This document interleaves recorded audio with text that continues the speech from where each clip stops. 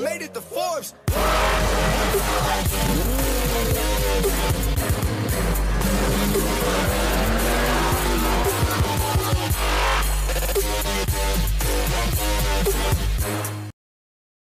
Yo, what up guys, it's your boy Williams Fitness back again with another video. So, this year, to sum up, towards the end of the year, it's been a lot of absolute BS with regards to Brandon Curry going back and forth with Phil Heath over absolutely fuck all. Ronnie Coleman basically just doing what Ronnie Coleman does, has a bit of a tantrum whenever somebody says something. And yeah, I do stand by that. I think what Ronnie Coleman said was very flippant. You can't really compare an older generation to a newer generation and act like shit's different, because the problem you're going to have is anybody who knows the older generation of bodybuilding, or the golden era, whatever you want to call it, or the era of mass monsters, that's always going to be their favourite. It's always going to be the highlight of their life as a bodybuilding fan. Now, if you get anybody in, you know, mid-20s downwards who are actually bodybuilding fans, which is kind of rare, I hate to say it, it's kind of a rare, because obviously we all know bodybuilding is a niche sport.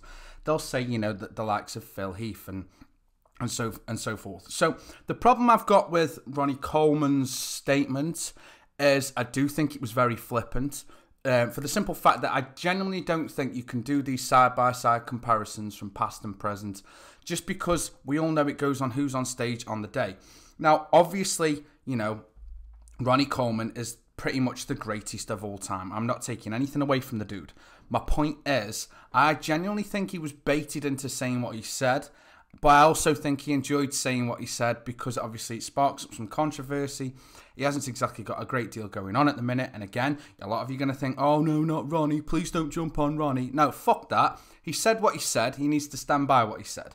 Brandon Curry didn't say what people were making out he said, and people still jumped on Brandon, which kind of pissed me off a little bit, I'll be straight with you. Now, going forward from this, obviously Dorian Yates had a problem with how Brandon Curry looked. Again, just Dorian's opinion. Dorian is still one of the greatest. I'm not going to come on here and start disrespecting these old G's in the game, but my point is, they're very flippant remarks.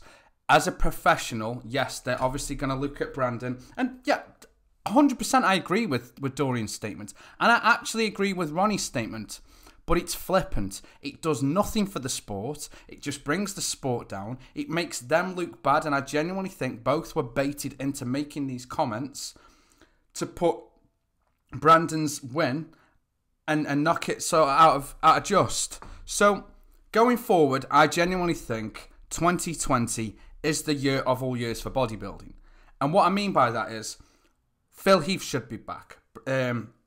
Obviously, Big Ramy should be back. Sean Roden is definitely clearly out of the picture. I genuinely don't think we're going to see him on an IFBB Pro stage for a very, very long time, if ever again. And I genuinely mean that. I don't know what's going on for the fact that they've gone, okay, you can't go to the Olympian, now you can't go to the Arnold Classic Ohio.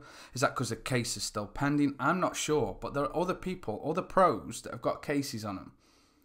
So that's what I'm saying. So 2020, I think, is the year of years for our time, for our generation, to see who actually is the best. Because after this year, I genuinely think a lot of people are going to start disappearing. I think we're going to get the new guys starting to filter through. So I think for now, to cover the last 10 years and Phil Heath, I don't even think if Phil Heath wins this year, I can't see Phil carrying on either, to be honest.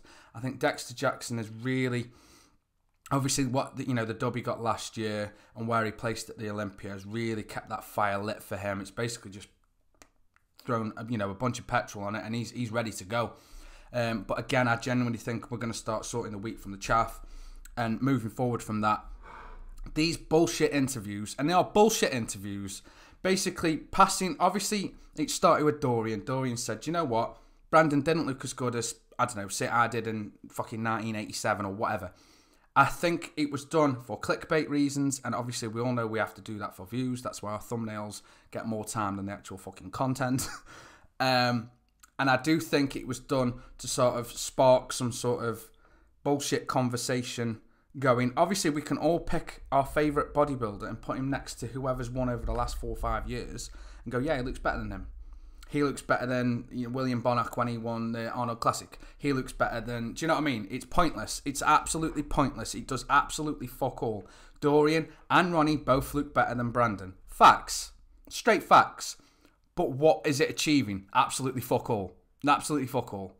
So, Brandon won this year. That's fucking it. There's no other topic of conversation around that. Doesn't matter who the fuck is talking about. I don't give a fuck what Ronnie's doing or what Ronnie's saying about who won this year if it doesn't change anything. That's my point. And I think Ronnie was baited into saying what he said, but then he ran with it anyway, which was pretty fucking pointless. So, on that note, guys, I'm going to leave it there. I think there's been a lot of BS, a lot of snowflaking.